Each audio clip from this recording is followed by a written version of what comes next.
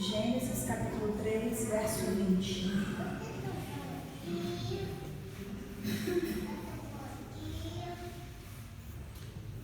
Amém?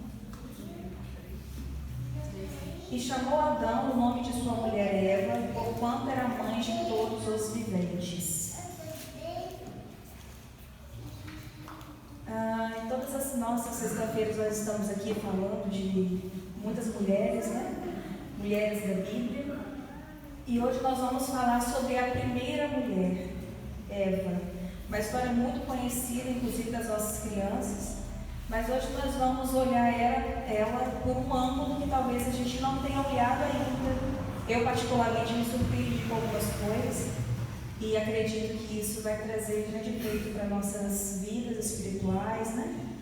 Para nossas vidas particulares também. E não somente a respeito de mulheres, mas também dos homens, né? A palavra de Deus, ela é escrita para todos. Então nós estamos aqui em torno da palavra de Deus e vamos aprender mais um pouco com ela. E Eva, ela deve ter sido uma mulher de uma beleza insuperável.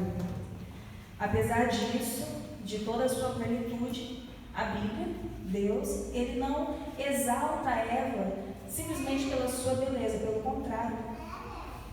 Logo no início a gente já vê Deus exaltando Eva, tanto pelo seu dever com o seu Criador e também pelo seu papel quanto ao seu marido. E já de início a gente já consegue enxergar quais são as prioridades de Deus a respeito da mulher, né? E qual é o seu objetivo e de fato o que é importante. Quando ele cria a mulher, qual era a importância daquela feitura, daquela criatura na humanidade? E não poucas vezes nós cometemos o grande erro, né? De ficarmos tão focadas exatamente naquilo que não importa. E claramente Deus não faz dessa forma, né? Após o pecado, o que acontece é a visão distorcida da feminilidade da mulher, né? Então se faz necessário que a gente retorne às Escrituras e veja à luz da Bíblia mesmo, à luz das Escrituras, qual é o padrão de Deus para as mulheres. Se Deus tem as suas prioridades, quais têm sido as nossas prioridades? Será que estamos tendo as mesmas prioridades que o Criador tem? Ou estamos tão focadas e cegas naquilo que o mundo nos diz, daquilo que a rede social nos diz, do que aquilo que aquela performista está nos dizendo? Do que será que nós estamos nos alimentando? É da palavra, daquilo que Deus disse desde a criação da mulher? Ou aquilo que a fulana ou o fulano está falando? Interessante dizer também que Adão, ele estava no jardim, Deus já havia criado todas as coisas. E Adão, ele não pede a Deus uma esposa. A feitura de Deus, a melhor, da mulher, foi simplesmente graça, amor, misericórdia e benevolência. Não só quanto ao homem, mas também a toda a humanidade. Nesse sentido, aprendemos sobre em qual nível Deus elevou o casamento entre o homem e a mulher. E mais à frente, representado também a perfeita comunhão entre Cristo e a sua igreja. Sendo assim, existe também o casamento adequado. Existe o casamento adequado, honroso, bíblico, diferentemente do que diz as feministas. Em toda a Escritura, Deus exalta as mulheres, dando a elas não apenas uma vida. Deus não deu apenas uma vida a ela, mas deu a ela também deveres, deu a ela também um papel a ser cumprido.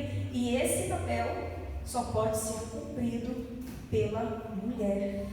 De igual modo, Deus também deu a Adão um papel que só ele pode cumprir. E esse papel é o dever de liderança, tanto no lar quanto na igreja. Então, o homem, ele deve ser líder no seu lar e ele deve ser líder na igreja. O oposto para a mulher. Se a mulher não pode ser líder dentro da sua casa, tampouco ela poderá ser líder dentro da igreja. Então há uma incongruência muito grande no que diz respeito ao pastorado feminino. E é importante lembrar que esses papéis direcionados, tanto o homem quanto a mulher, foram dados antes da queda. E esse é um dos argumentos que as pessoas mais usam, né? Mas é um argumento equivocado, porque esses papéis eles foram direcionados a Deus e ao homem. Perdão, a mulher e ao homem antes da queda. Então não é possível que esses papéis sejam dados por uma consequência pecaminosa de Adão e Eva. A criação de Eva, ela foi um ato de bondade da parte de Deus.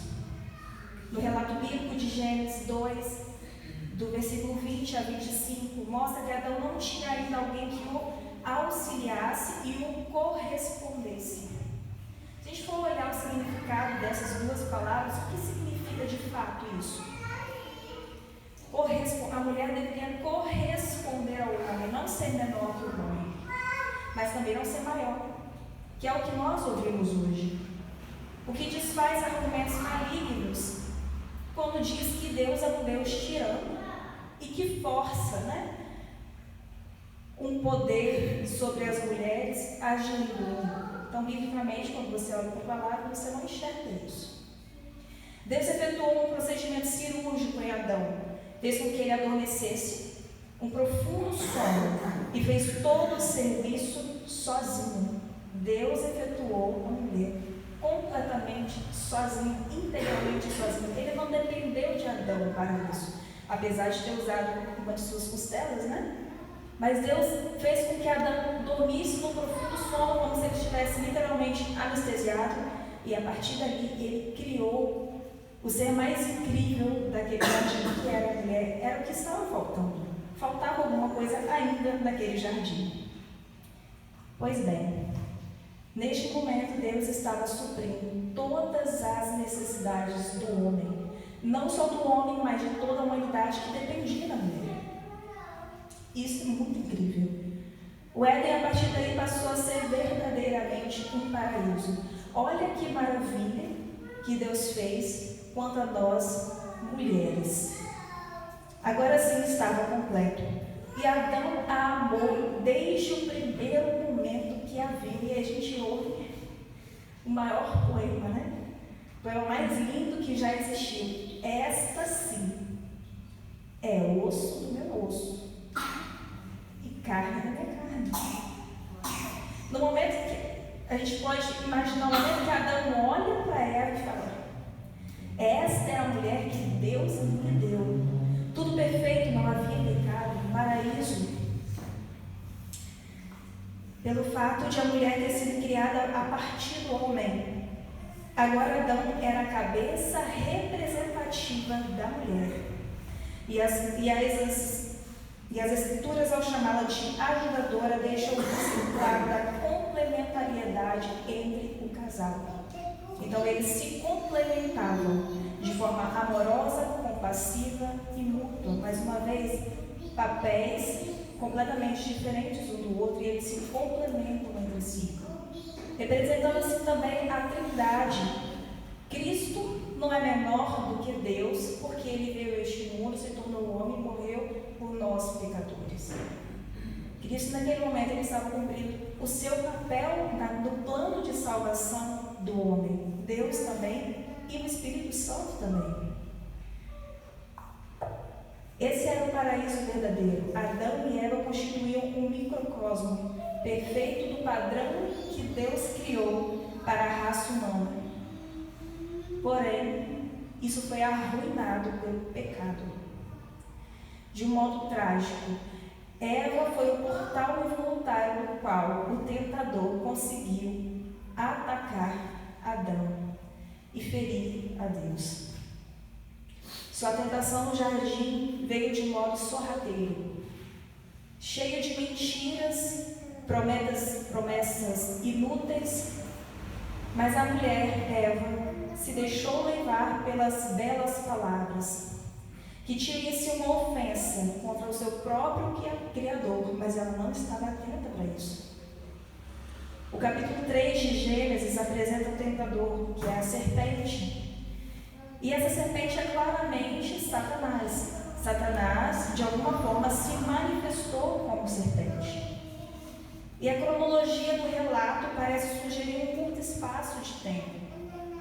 É interessante frisar também que Adão e Eva nem mesmo tinham concebido um filho, não tinha dado nem tempo para isso. Deus criou Eva e logo no capítulo seguinte já fala da queda, demonstrando que o tentador não perdeu tempo para enganar Eva e levar seu marido a pecar. Ele queria atacar o cabeça da raça humana antes que a raça tivesse alguma chance, alguma oportunidade de se multiplicar. E este é o relato bíblico da queda de Gênesis, em Gênesis 3, 1-7. Satanás ele se aproximou de Eva sorrateiramente. Isso explica muito bem o modo sutil que Satanás usa para nos enganar. Como o vaso mais fraco, ela estava longe do seu marido naquele momento e muito perto da árvore proibida. Então ela estava numa posição muito vulnerável naquele momento. E isso nos faz refletir. Será que nós temos facilitado o acesso de Satanás à nossa família? Será que nós, como mulheres, temos facilitado o acesso do diabo aos nossos filhos? Será que, como pais e como mães, nós temos facilitado o acesso? Através de filmes? Através do desapego? Porque hoje em dia, infelizmente, nossas crianças elas têm muito tios, né? É o tio da escola, a tia da creche, a tia do balé, o tio do judô, e pouco pai e mãe. E às vezes a gente pensa que não, mas nossas crianças estão sendo atacadas, é um bombardeio. Hoje mesmo a gente viu um vídeo de um beijo gay no desenho animado. Por que que o diabo tem interesse em atacar as nossas crianças? E agora eu estou abrindo parênteses aqui. Porque o diabo, ele não vai simplesmente atacar, só vai atacar a mulher ou só vai atacar o homem. Não, ele quer atacar a base.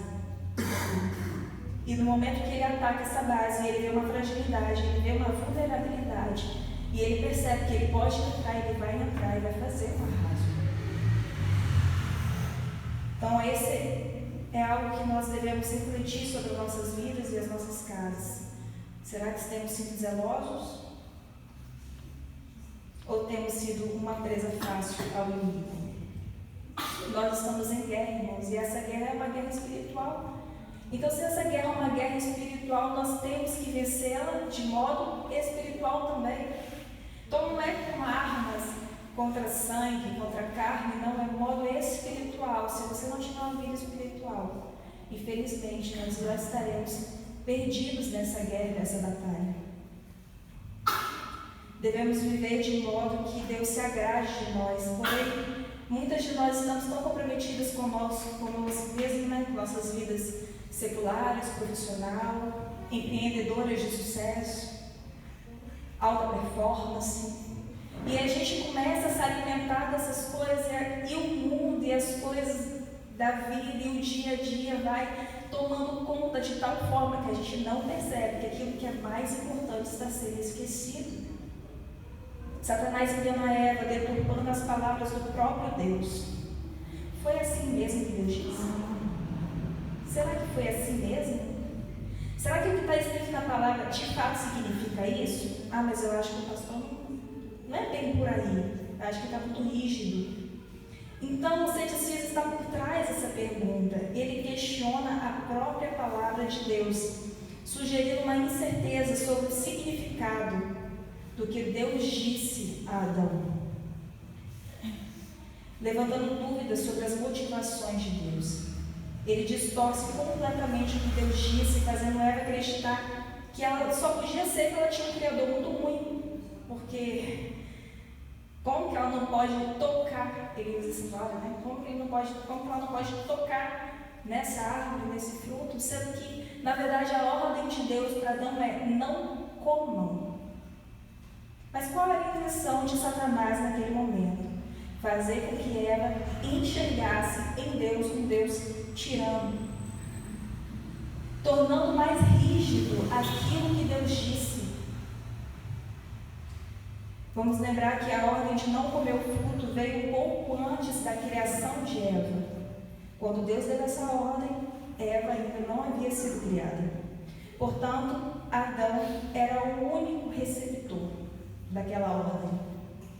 Provavelmente, Eva recebeu as regras da casa de Adão. O que faz todo sentido, já que ele era o líder da mulher e Deus tinha colocado essa responsabilidade nas mãos dele. A instrução de Eva e a sua proteção eram de sua responsabilidade como cabeça daquela família. Satanás continuou a confundir a cabeça de Eva, que se deixou levar pelo seu orgulho e acreditou na falsa teoria de que ela seria como Deus. Porém, como tudo que o diabo fala é mentira, aconteceu exatamente o oposto. Ela, ao invés de se tornar como Deus, ela se tornou como o diabo. Decaída, corrupta e condenada. É isso que o diabo faz conosco. Nos promete riqueza, mas no fim ele nos dá a pobreza. Nos promete a felicidade, porém nos presenteia com tristeza, depressão, medo. E nós não podemos acreditar absolutamente nada daquilo que o Deus não tenha dito. Se Deus não disse isso, não acredite. Porque o que fugir disso é procedência maligna. Apesar de Adão ter comido o fruto logo após Eva ter comido primeiro, ele é o culpado principal que a Bíblia relata. Como está em Romanos 5,12, o pecado entrou no mundo por um homem, pelo pecado a morte, assim também a morte veio a todos os homens. O pecado de Adão, diferente de Eva, foi proposital. Isso tem um peso muito grande para os homens. Diferente de sua mulher, ele não foi enganado por uma terrível serpente. Ele pecou de modo consciente. Infelizmente, Adão escolheu participar do fruto que Eva lhe ofereceu, tendo conhecimento pleno de que ele estava entrando em uma rebelião contra o seu próprio Deus. Porém, do mesmo modo que Adão trouxe culpa sobre todos nós, como ele sendo nosso representante, Cristo tirou toda essa culpa de sobre o seu povo, tornando-se seu cabeça e representante. A justiça de Cristo, irmãos, ela é acreditada sobre nós, porque ele assumiu o lugar de todos os que confiam nele. E isso é o resumo do Evangelho, em que Cristo deu sua vida para que nós fôssemos salvos. O salário do pecado é a morte, porém em Cristo nós temos vida. Glória a Deus. Entretanto, não podemos concluir que o pecado de Eva é um pecado menos grave, né? Ou justificável. Já que Adão não estava perto, então tudo bem a Eva, né? Tem uma justificativa, não. O pecado de Eva representa o quão sujeita ela estava a desobedecer tanto a Deus quanto à ordem direta de seu marido. Então, a insubmissão de Eva leva ela a pecar, a desobedecer e a trazer grandes males. Ela ficou sujeita à desaprovação de Deus, ela foi tirada do Éden e no lugar dele herdou uma vida de dor e frustração. Ela foi brutalmente atingida pelas consequências dos seus atos, do seu pecado. Ela sofreu grave humilhação. A vergonha veio de modo imediato. Imediatamente ela se sentiu envergonhada. E mesmo que ela tentasse se esconder atrás de folhas de figueiras, nada disso iria adiantar, porque ela não poderia se esconder de Deus. E que é o que muitas de nós fazemos, não é assim? Nós nos escondemos atrás de dispositivos que são completamente inadequados, não servem. A gente se esconde atrás de uma religião humana, da filantropia, mas eu ajudo as pessoas que estão próximas a mim, da educação, melhoria pessoal, alta performance, autoestima. E a gente começa a se esconder atrás dessas coisas, porém são tentativas frustradas, porque elas não conseguem camuflar a desgraça que é o pecado na nossa vida. O medo tomou conta de todo o seu pensamento, todo o seu corpo, e o sentimento de culpa a consumiu completamente. Certamente o pavor e o terror de Eva diante de Deus, Criador, soberano sobre todas as coisas. Imagina o medo que ela estava. O que vai acontecer comigo agora? Acabou para mim. Não tem mais jeito, eu pequei. O pecado me afasta de Deus, o pecado é morte. Imagino que tudo isso estava passando na sua cabeça e ela não conseguia imaginar o que estava por vir. Apesar de toda a sua tristeza, não foi suficiente para Eva cair em desespero e confissão. Ao contrário disso, ela começou as transferências de culpa. Não só ela, mas como Adão também. E o problema disso é que torna Deus o culpado do pecado deles. Porque Adão vira para Deus e fala: a culpa é da mulher que tu me deste. Se o Senhor não tivesse me dado, eu não teria pecado. Na vez de Eva, ela fala o quê? A culpa é da serpente, que também é uma criatura de Deus. E essas transferências de culpa só demonstram uma coisa: a sua falta de arrependimento pelo seu pecado. Adão recebe seu castigo, que também está associado ao castigo de toda a humanidade, não somente do homem, né? E ela é surpreendida com a mudança de seu modo de trazer outras vidas a este mundo e também o modo como ela se relacionava com o seu marido, que tinha um relacionamento perfeito, mas que depois da queda, o relacionamento entre ela e o seu marido mudou completamente. Aí já havia o quê? Uma separação, já não havia mais uma união por causa do pecado. E ela lida com os dois relacionamentos mais importantes que uma mulher poderia procurar em busca da alegria e da felicidade, na plenitude nessa terra, que é o relacionamento com o marido e o seu relacionamento com seus filhos. Porém, com a benevolência incomparável de Deus, Eva poderia ter sido sujeita a muitas coisas, inimagináveis coisas. Ela poderia, por exemplo, ter sido sujeita à serpente. No final das contas, ela tinha consentido de forma insensata, mas em vez disso, a misericórdia de Deus a permitiu permanecer sob a liderança do seu marido. Deus poderia muito bem ter colocado a serpente como cabeça de Eva, mas a sua misericórdia, a misericórdia de Deus e a bondade de Deus fez com que Eva permanecesse sob a liderança de seu marido. Ela poderia muito bem ter sido completamente destruída, ou até mesmo forçada a caminhar sozinha. Em vez disso, o amor de Deus a permitiu ficar com Adão. Então Adão, ele tinha ainda o dever de cuidar e prover todas as coisas para ela. E isso é maravilhoso porque Deus está naquele momento mostrando, mesmo na sua maldição, também a redenção de Eva. Deus manteve o seu papel de esposa. O que é maravilhoso, mesmo tendo que passar agora por tantas dificuldades. Quantos casamentos, aliás, todos os casamentos têm dificuldades. Porém, na pior das hipóteses, Eva também poderia ter sido proibida de ter filhos. Ela poderia ter sido proibida de ter filhos. Em vez disso, apesar do fato de que a experiência de ter filhos seria muito dolorosa por causa da dor do parto, ela ainda seria a mãe de todos os viventes. E a promessa de que Eva ainda teria filhos trouxe esperança. O simples fato de ela ainda poder ter filhos clareou a esperança para toda a humanidade. Havia uma sugestão dentro da própria maldição que alguém da descendência de Eva esmagaria o seu pior inimigo, o tentador. Eva finalmente venceria o mal e dissiparia a escuridão do pecado. Eu imagino que naquele momento ela não estava acreditando no que ela estava ouvindo. Como assim? Eu ainda posso ter filho?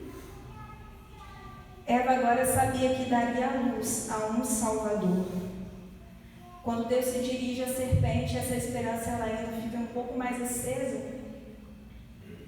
Será que Eva estava mesmo ouvindo aquilo? Ela não podia acreditar. Eva se apegou na esperança de que finalmente alguém de sua própria descendência feriria seu inimigo mortal. Eva deve ter desejado ansiosamente ver o dia em que esse mal seria completamente dissipado. Em Gênesis 4:1 temos a descrição do nascimento de Caim, que é o seu filho mais velho. Ela diz assim: com o auxílio do Senhor tive um filho homem. Os filhos de Eva seria a salvação, seria a esperança dela. Apesar do seu trágico fim, claro, que Caim teve, Eva não perdeu a esperança de que Deus ainda ia cumprir com as suas promessas.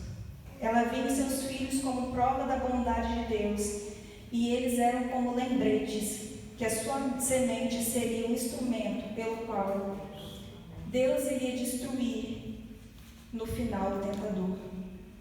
Além disso, oculta na declaração de Deus de que a semente da mulher derrotaria a serpente, estava uma promessa de que o seu pecado e todas as consequências dela seriam um dia derrotadas e a culpa seria erradicada da vida eterna. Hoje sabemos, irmãos, que essa promessa se tratava do próprio Jesus, do Filho de Deus. Claro que naquele momento Adão e Eva eles não sabiam o que Deus estava falando. Porém, ela guardou a esperança de que um dia, de sua própria descendência, e segundo a misericórdia de Deus, ela ainda poderia trazer salvação e a remissão de seus pecados e também de toda a humanidade. Essa semente piedosa que perdura na fé de milhões, até hoje, deve-se em grande parte ao legado desta mulher. Felizmente para Eva, isso provará ser, ao final, um legado infinitamente maior do que o seu pecado. Que imagine, o céu vai ficar lotado com a sua descendência redimida. Glória a Deus. Glória a Deus. Veja, irmãos, quão grande favor esta mulher recebeu da parte de Deus. E com grande favor nós recebemos da parte de Deus, porque Adão e Eva são os nossos representantes. Por causa do amor e da graça de Deus, nós estamos aqui hoje. E podemos aprender que nós não somos diferentes da Eva. Que a nossa carne, o nosso eu, o nosso orgulho, o nosso ego não faz diferença do de Eva. Qual é a diferença? O que aconteceu na vida dessa mulher para que ela tivesse a remissão de seus pecados? Cristo. Ela confiou e acreditou que da sua semente viria o Salvador. Ela teve fé e essa fé é que vai salvar as nossas almas. No dia do juízo final, a única coisa que vai fazer diferença em nossas vidas é se nós temos Cristo ou se nós não temos Cristo. E nada mais importa, nada mais é importante. Não importa se nossas contas estão recheadas ou estão zeradas. Não importa se nossa casa está bem feita ou está mal feita. Não importa nem mesmo se estamos saudáveis. Contudo, se temos Cristo, nós temos tudo. E sem Cristo, nós temos nada. Glória a Deus. Devemos refletir sobre isso. Com grande graça nos alcançou. Lá no Gênesis, Cristo estava ali, apontando a salvação para todos nós. E se hoje nós abrimos nosso coração, entendemos essa palavra e acreditarmos e confiarmos somente em Cristo, poderemos ter a vida eterna e fazer parte dessa humanidade redimida em Cristo. Amém. Vamos orar. Senhor Deus, eterno Pai, nós te agradecemos, Senhor, porque o Senhor é bom e porque a sua misericórdia dura para sempre. Nós te agradecemos, ó Deus, porque o Senhor nos amou antes mesmo de nós existirmos. E o Senhor já planejou a salvação para a humanidade, ó Deus, mesmo ainda no Gênesis, na criação. Obrigado, Senhor, porque o Senhor nos proveu todas as coisas e o Senhor nos proveu Cristo para nos redimir de todos os nossos pecados e nos livrar de todas as nossas culpas. Ó Deus eterno, que sejamos mais atentos, ó Deus, que sejamos mais zelosos, ó Pai, quanto a nossa família, a nossa casa e as nossas vidas. Glória a Deus. Ó Senhor Jesus, que o Senhor possa abrir as nossas mentes essa noite, ó Deus, e nos dar sabedoria, ó Pai, para lidarmos com este mundo pecaminoso. Ó Jesus querido, ajude-nos, ó Deus, a chegarmos ao céu de glória. Ajude-nos, ó Deus, a ver face a face contigo, Pai. Ó Senhor amado, que o Senhor estenda sua mão de misericórdia, de amor sobre nossas vidas esta noite, Deus. Que essa palavra possa produzir frutos, ó Deus, em nossos corações. Ó Deus eterno, ajude-nos, ó Deus, porque somos fracos, pequenos. E se não for o Senhor, ó Deus, estamos completamente perdidos, ó Pai.